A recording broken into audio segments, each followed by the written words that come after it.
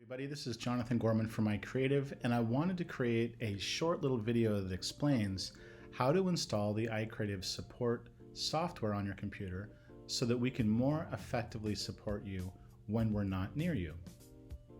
The first thing you'll need to do is go and track down the email that we sent to you that outlines and has links to this process. When I open the email from iCreative, you're going to notice that there's a link. And the link is the very first thing that we need to click on. So that's where we're going to start. When I click on the link, you're going to see that Safari then opens, and in the top right of that window, you're going to see a little opportunity for the download. When I click on that, we're then going to select Direct Download. Now, the iCreative support software, you can see and watch the progress of the software being downloaded. When that's finished, you can click on Clear so that this new download does not show up in your list of downloads any longer. And we're now going to navigate away from Safari, and we're going to go to the Finder by clicking on the smiley face in the bottom left of the dock. When we do that, we're then going to go on the left-hand column to the Downloads, which is where the software just landed. You'll notice in your downloads that you might have a lot of stuff that looks really unfamiliar to you because, well, everyone's download folder starts to accumulate a lot of stuff over time. If you're having a hard time locating the iCreative support software in the downloads folder, you've got a couple cool little tricks. Number one, you're looking for something that's called iCreative support and has a little icon to the left of it, of our light bulb. If you'd like, you can click on Date Added, and that's going to make everything that was most recently downloaded show up at the top of the list. That might help you.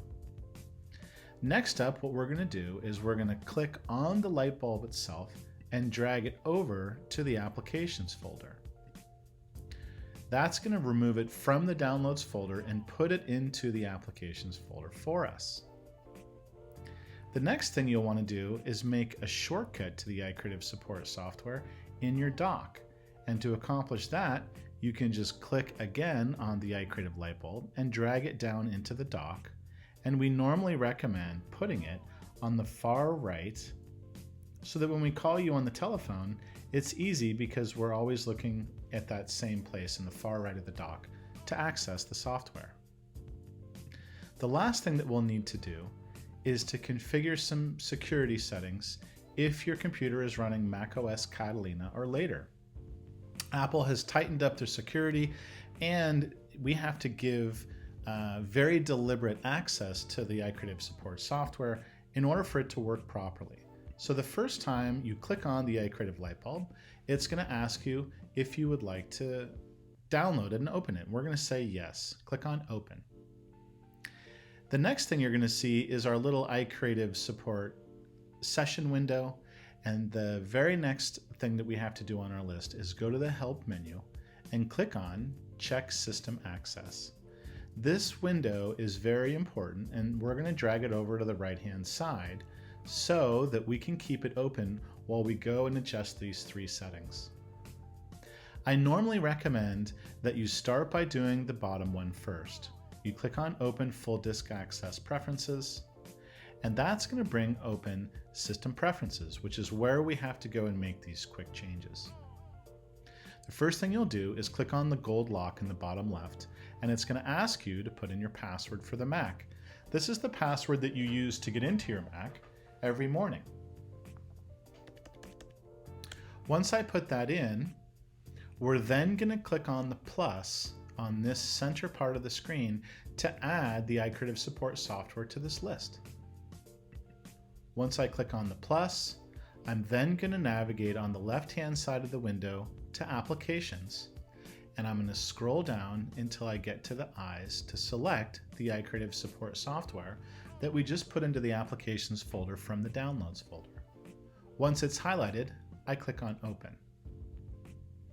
And next, it's going to ask me if I would like to quit iCreative support, but I don't want to do that quite yet simply because I've got 2 more settings to do. So I'm going to select later, and I'm going to scroll down this list and make sure that TeamViewer Quick Support has a check next to it. You'll notice now that in this window, this is also green and it used to be red. Next up, the last 2 are a bit easier. We're going to click on Request Access. It's then going to ask us if we would like to click on and open System Preferences. We're going to say yes to that. And this time it's a bit easier. It's already there waiting for us. So I click on the check. And now soon this will turn from denied to allowed. Last but not least, I'm going to do it one last time to request access. It's going to ask me if I want to open System Preferences again, and I'm going to say yes. And this time I'm just going to click on TeamViewer Quick Support one last time, click on later. I'll just do both of them. In my case, I've got both, but what you're after is TeamViewer Quick Support. And that's it. With all 3 of these running, the next time you need support, we'll be able to very easily give it to you because your computer has now properly been set up for remote access. When you call us in for support, we'll ask you to click on the iCreative light bulb in the dock, and then you'll get a notification from us that we would like to share the screen. You need only click on Allow, and we will be able to support you. Thank you so much for taking the time to watch this video, and we look forward to talking to you soon.